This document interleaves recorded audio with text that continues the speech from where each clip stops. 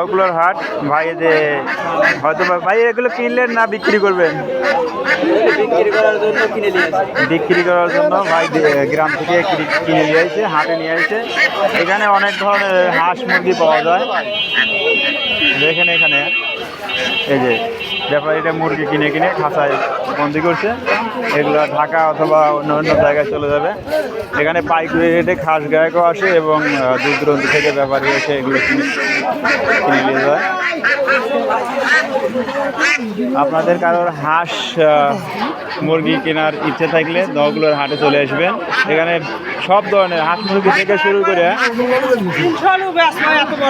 এটা দেখেন এত বড় মোরগটা 300 হলেও বিক্রি করে দিবে আপনাদের, অনেক বড়। দেখছেন এখানে তো মরা না, একবার জেন্তা মুরগি। এই যে এখানে কিন্তু রাজহাঁস